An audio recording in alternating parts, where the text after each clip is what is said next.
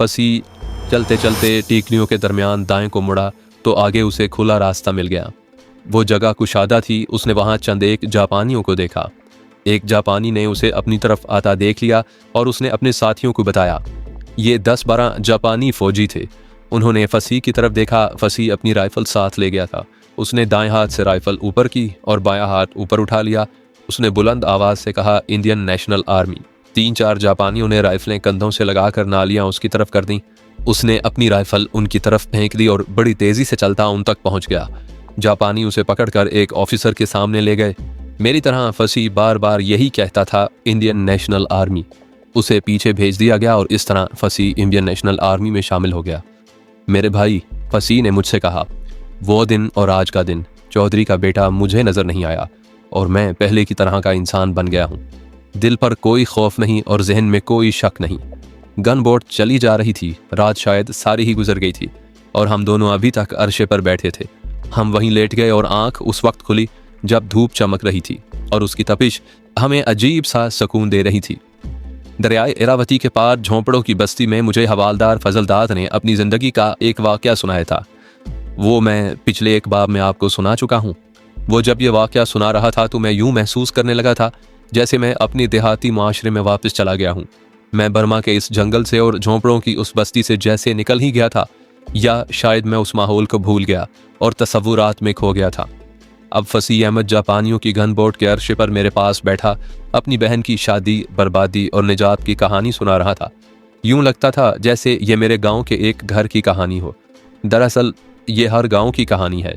मैं तो जैसे भूल ही गया था कि मैं वतन से 2-2.5 हज़ार मील दूर समुंदर के सीने पर बहा जा रहा हूँ और दुनिया के इस खित्ते में मौत पागलों की तरह नाच रही है और कह लगा रही है। वहाँ आसमान से आग बरसती थी और ज़मीन शोले उगलती थी। राइफलों और मशीन गनों की गोलियों ने जाल तान रखा था। समुद्र में साहिल के साथ साथ 1 मील या 1.5 मील की चौड़ाई में मकनातीसी बारूदी सुरंगें बिछी हुई थी। कोई भी लम्हा जिंदगी का आखिरी लम्हा हो सकता था। हम आबनाए मलाका में दाखिल हो गए थे। बाएं तरफ मलाया और दाएं तरफ सुमाट्रा था। नक्शे में मलाया दाएं तरफ और सुमाट्रा बाएं तरफ है। आबनाए मलाका की ज़्यादा से ज़्यादा चौड़ाई 80 मील है और एक जगह कम से कम चौड़ाई 20 मील है। फसी अहमद के बोलने के अंदाज में ऐसा तासुर था कि सुनने वाले को जैसे बांध लेता था। वो बोल रहा था और मेरी आंखों के सामने एक फिल्म चल रही थी। मैं अपने देहात के लोगों को मुतहर्रिक और रोज़मर्रा ज़िंदगी में सरगर्म देख रहा था। फसी अहमद मुझे उस समुंदर से निकाल ले गया था और उसने मुझे दुनिया के उस खित्ते में पहुंचा दिया जहां पागल बेटे को ब्याने के लिए झूठ और फरेबकारी के जाल बिछाए जाते हैं। फसी अहमद की ज़बान का जादू मुझे वापस उस दुनिया में ले गया था जहां लोग एक दूसरे से सबकत ले जाने के लिए धौंस, धांधली और शोबाजी से काम लेते हैं। जहां दयानतदारी नहीं, जाहिरदारी है। जहां कानून नीलाम होता है। जो ज़्यादा बोली दे आबरू याफ्ता औरत की तरह कानून उसी का होता है। जहां मस्जिद का इमाम खुदाई अहकाम का रस्मी तौर पर और गांव के चौधरी के हुक्म का दिली तौर पर पाबंद होता है। और जहां शराबी और जानी पीरों ने लोगों की किस्मत अपने हाथ में ले रखी है। जहां भैंस उसी की होती है जिसके हाथ दौलत की या चौधराहट की या गुंडागर्दी की लाठी आ जाती है। और जहां ऊंची ज़ात वाले छोटी ज़ात वालों को अपनी रियाया समझते हैं और उनके दिलों में अल्लाह की ज़ात का ज़रा सा भी खौफ या एहतराम नहीं होता। मैं भी उसी लाठी के डर से घर से भागा और फौज में पनाह ली थी। फसी अहमद को मैदान जंग की खून रेजी, लाशों और हौलनाकी ने जहन के जहन्नुम से निकाला था। उसने अपनी बहन को ससुराल के तंदूर से निकालने के लिए बहुत बड़ी कुर्बानी दी थी। उसने एक माँ का इकलौता और नौजवान बेटा जहर से कत्ल कर दिया था और इसके साथ ही उसने अपने ज़मीर का भी खून कर दिया था। वो तो मुअज़्ज़ज़ ख़ानदान का फ़र्द था। हम दोनों मफरूर थे। अंग्रेज़ों की फ़ौज के ही मफरूर नहीं बल्कि अपने गलतकार और फ़रेब खूरदा देहाती माशरे के भी मफरूर। फसी ने बात ख़त्म की तो मेरा जहन नहायत आहिस्ता आहिस्ता वापस गन बोट के अरशे पर आया। हर तरफ समुंदर था। पिछले पहर का चांद समुंदर से उभर कर ऊपर आ गया था। चांदनी ने समुंदर पर चांदनी बिखेर दी थी और गन बोट समुंदर की चमकती हुई हल्की हल्की लहरों को चीरती जा रही थी। आज सोचता हूँ जिंदगी ने क्या क्या रंग दिखाए हैं, मगर अपनी कौम के और अपने मुल्क के जो रंग देख रहा हूँ ये दिल पर कभी कभी होल तारी कर देते हैं। शायद बूढ़ा हो गया हूँ और बर्दाश्त की कुव्वत नहीं रही। कभी तो दिल ज्यादा ही घबरा जाता है और परेशान हो जाता है और ऐसे में मुझे वो समुंदर याद आता है और जी में आती है कि मैं एक बार फिर वहीं चला जाऊं।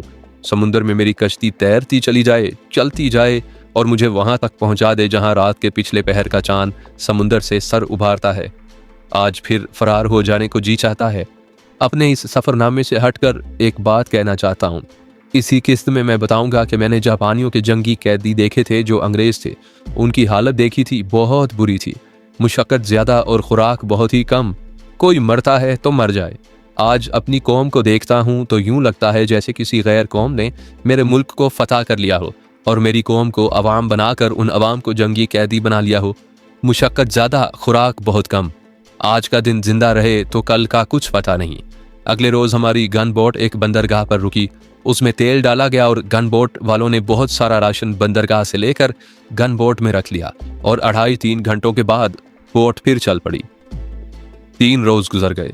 दोपहर के वक्त गन बोट एक बड़ी बंदरगाह में दाखिल हुई और अंदर जाकर एक बर्थ के साथ रुक गई।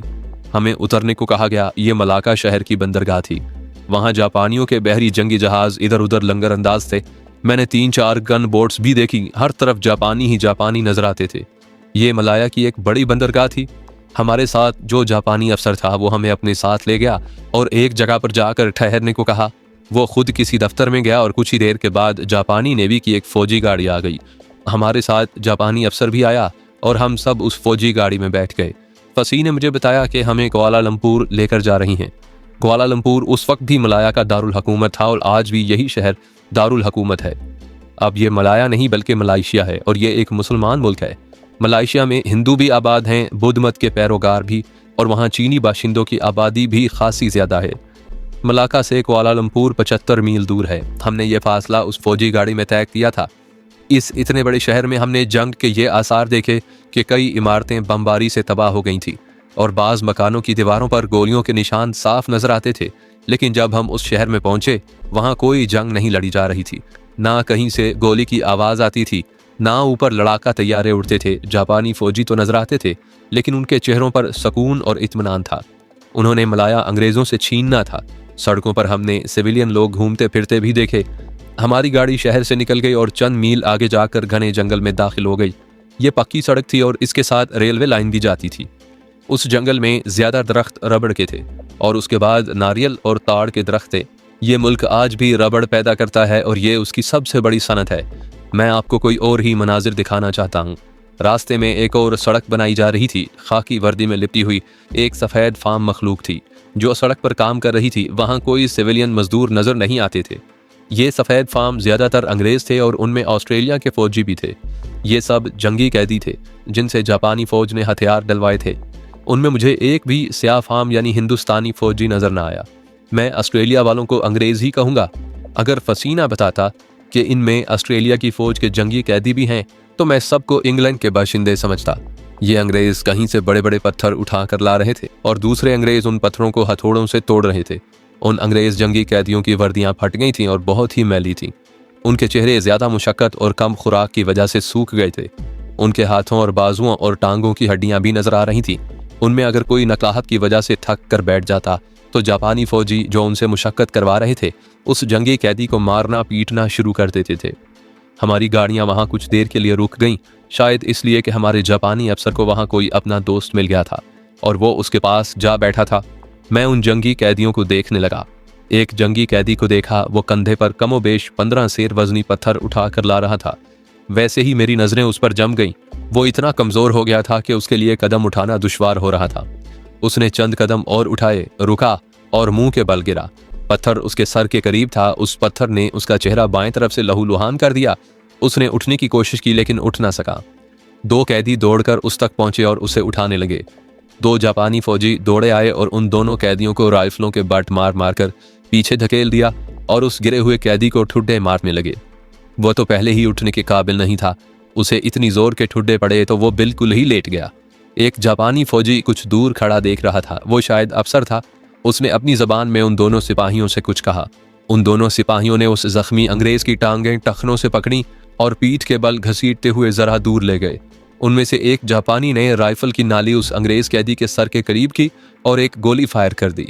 जापानी अफसर ने अपने करीब काम करते हुए 4-5 कैदियों को ठुड्डे मारकर उठाया और मरे हुए कैदी की तरफ इशारा करके उन्हें इशारा किया कि उस तक पहुंचे। 4-5 अंग्रेज कैदी दौड़े गए और अपने मरे हुए साथी को उठाकर एक तरफ चले गए। गड़ा खोदकर उसमें दफन कराएंगे। मुझे फसीह अहमद की आवाज़ सुनाई दी। मेरे करीब वो खड़ा कह रहा था, इन कैदियों के साथ जापानी बहुत ही बुरा सलूक कर रहे हैं।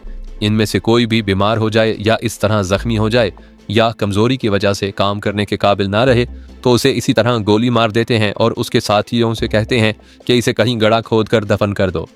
ये थी वो कौम जो हिंदुस्तान पर हुकूमत कर रही थी, बल्कि इस कौम ने पूरे हिंदुस्तान को गुलाम बना रखा था और ये कौम हिंदुस्तानियों से नफरत करती थी। उस कौम ने चालबाजियों और फरेबकारियों से हिंदुस्तान पर कब्जा किया था। फिर उसने गरीब और कमज़ोर मुल्कों पर फौजकुशी की, कत्लो गारत की और उन मुल्कों पर कब्जा करती गई। अंग्रेज़ों ने आधी से ज़्यादा दुनिया पर कब्जा किया और अपनी बादशाही फैला दी। उनके मुतालिक ये जो मशहूर था कि अंग्रेज़ों की बादशाही में कभी सूरज गरूब नहीं हुआ, गलत नहीं था। हिंदुस्तान में तो लोग अंग्रेज़ों को आसमान से उतरी हुई मखलूक समझा करते थे। उनका अकीदा बन गया था कि हुकूमत तो सिर्फ अंग्रेज़ का हक है। हिंदुस्तान में अंग्रेज़ों ने जिस मकारी और अयारी से अपनी बादशाही के सतून मजबूत किए, उनमें एक ये हरबा था कि उन अंग्रेज़ों ने हिंदुस्तान में अपने खुशामदी और गद्दार पैदा किए। मुसलमानों में भी उन्हें ईमान फरोश मिल गए। अंग्रेज़ों ने उन्हें इनामों कराम से नवाजा और उन्हें इतनी बड़ी बड़ी जागीरें दी जो ये लोग कभी ख्वाब में भी नहीं देख सकते थे। सुल्तान टीपू शहीद को उन अंग्रेज़ों ने मुसलमान गद्दारों से शिकस्त दिलवाई और हिंदुस्तान पर कब्जा किया। सैयद अहमद शहीद को उन अंग्रेज़ों ने मुसलमान गद्दारों से शिकस्त दिलवाई और शहीद करवा दिया। सन 1857 की जंग आज़ादी में अंग्रेज़ों ने मुसलमान गद्दारों से दिल्ली के दरवाजे खुलवाए और दिल्ली पर कब्जा किया और फिर उन गद्दारों के ज़रिए उन्होंने बहादुर शाह जफ़र को गिरफ्तार किया और मुसलमानों का कत्लेआम शुरू कर दिया।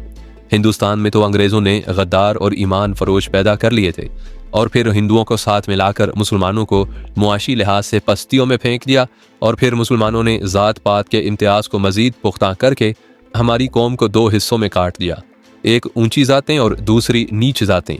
उन्हें जितने भी गद्दार मिले वो ऊंची ज़ातों में से मिले। अंग्रेज़ों ने जागीरें और नहरी मुरब्बे उन्हीं ऊंची ज़ातों वालों को दिए और उन्हीं लोगों के बलबूते पर अंग्रेज़ हिंदुस्तान के बादशाह बने रहे। लेकिन मलाया में उनकी सूरत खासी मुख्तलिफ थी। अंग्रेज़ों ने मलाया पर सन 1867 में कब्जा किया था और वहाँ अपनी बादशाही इसी तरह कायम कर दी थी जिस तरह हिंदुस्तान में की थी। जंग अजीम शुरू होने से बहुत पहले जापानियों ने मलाया में अपने जासूस और एजेंट पैदा कर लिए थे। जूं ही जापानी फ़ौज हमलावर हुई, बर्मा की तरह मलाया के लोगों ने भी जापानी फ़ौज का इस्तकबाल किया। मैंने बहुत बाद में एक अंग्रेज़ी की ही लिखी हुई किताब में पढ़ा था कि मलाया में अंग्रेज़ों के जो अपने जासूस थे उनमें बेशतर जापानियों के लिए काम कर रहे थे और वो जापानियों के खिलाफ अंग्रेज़ों को बिल्कुल गलत इत्तलात देते थे। मलाया के लोगों का ये रवैया और रुझान भी काबिल गौर है कि वो फ़ौज में भर्ती होते ही नहीं थे और अंग्रेज़ों ने ये बात बना ली कि मलाया के लोग चूँकि जंगजू नहीं इसलिए फ़ौज के काबिल ही नहीं। मलाया में जापानियों के हमले के वक्त जो फ़ौज थी उसमें अंग्रेज़ रेजिमेंटें थीं, ऑस्ट्रेलिया के मुतअद्दिद ब्रिगेड थे और बाकी तमाम फ़ौज इंडियन आर्मी थी। जंग के वक्त हिंदुस्तान के उन महाराजों ने भी अपनी फ़ौज मलाया में भेज दी थी जिन्होंने अपनी अपनी फ़ौजें बना रखी थीं।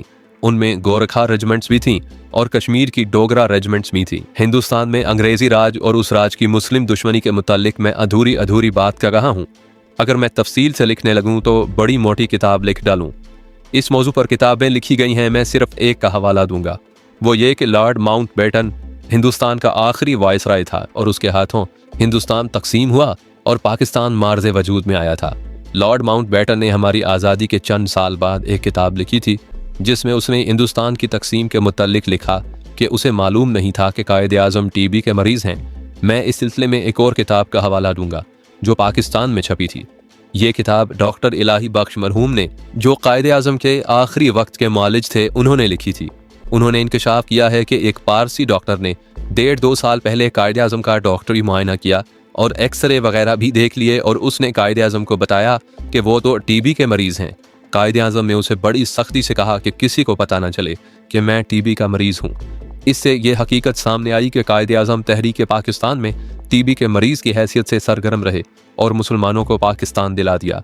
लॉर्ड माउंटबेटन ने अपनी किताब में लिखा कि मुझे मालूम हो जाता कि मोहम्मद अली जिन्ना टीबी का मरीज़ है तो मैं 2 साल और हिंदुस्तान तकसीम ना होने देता। इतने में मोहम्मद अली जिन्ना टीबी की वजह से इस दुनिया से उठ जाता और फिर कभी भी हिंदुस्तान तकसीम ना होता और इस दुनिया में पाकिस्तान का नामो निशान ना होता। माउंटबेटन का मतलब यह था कि हिंदुस्तान में मुसलमानों को कभी भी आज़ादी ना मिलती और मुसलमान अंग्रेज़ों के बाद हिंदुओं के ग़ुलाम होते। अंग्रेज़ों और हिंदुओं की साजिश भी यही थी फिर ये दोनों कौमें कामयाब क्यों ना हो सकी? इस सवाल का जवाब तारीख़ पाकिस्तान का ही नहीं बल्कि तारीख़ इस्लाम का एक दरख्शां बाब है। ये पाकिस्तानी इलाकों के मुसलमानों का ही नहीं बल्कि तमाम तर हिंदुस्तान के मुसलमानों का एक मोजज़ा नुमा कारनामा है। हिंदी मुसलमानों ने यह कारनामा तो कर दिखाया, लेकिन अंग्रेज़ों ने फिर भी अपनी मुनाफ़क़त का मुज़ाहरा कर दिया। फ़िरोज़पुर और गुरदासपुर के इलाके जो मुसलमानों की अक्सरियत के इलाके थे, हिंदुस्तान में शामिल कर दिए।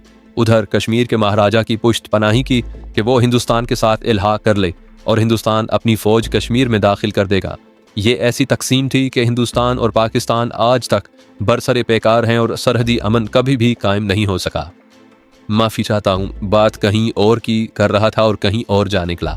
अंग्रेज़ों को जापानियों की कैद में देखकर और फिर उन्हें ज़िल्लत और रुसवाई में भूखे प्यासे मुशक्क़त करते देखकर ये याद आना कुदरती अमर था कि यही अंग्रेज़ हमें जानवरों से ज़्यादा अहमियत नहीं दिया करते थे। हम तो इंडियन ही थे, लेकिन जब कोई गोरा किसी हिंदुस्तानी को इंडियन कहकर पुकारता था तो उसमें नफ़रत और हकारत भरी हुई होती थी। मैं किस तरह भूल सकता हूँ कि अंग्रेज़ों के वक्तों में लाहौर जैसे बड़े रेलवे स्टेशनों के अंदर फर्स्ट क्लास के मुसाफिरों के लिए रेस्तोरान बने हुए थे। बाज़ अंग्रेज़ अपने पालतू कुत्ते भी रेस्तोरान में ले जाते थे। उन रेस्तोरानों के बाहर एक बोर्ड लगा हुआ था जिस पर लिखा था, dogs and Indians are not allowed, यानी कुत्तों और हिंदुस्तानियों का दाखिला ममनू है। ये रेस्तोरान सिर्फ अंग्रेज़ों के लिए रिजर्व होकर रह गए थे। हालांकि फर्स्ट क्लास में हिंदुस्तानी भी सफ़र किया करते थे, मगर अंग्रेज़ों की नज़र में कुत्ते और हिंदुस्तानियों में कोई फ़र्क नहीं था। मैंने पहले कहा है कि अंग्रेज़ों की बादशाही आधे से ज़्यादा कुराए अर्ज़ पर फैली हुई थी। समुद्रों पर भी उन्हीं की हुक्मरानी थी। ये अल्फाज एक अंग्रेज़ अमीरुल बहर नेवल कमांडर के हैं कि दुनिया पर वही बादशाही करेगा जिसकी बहरी कुव्वत बहुत ही ज़्यादा और मजबूत होगी। इसमें कोई शक नहीं था कि अंग्रेज़ों की बहरी कुव्वत बड़ी ही मजबूत और ज़्यादा थी। आधी से ज़्यादा कुछ ज़्यादा दुनिया के बादशाही और बहरी ताकत ने अंग्रेज़ों का दिमाग ख़राब कर दिया था।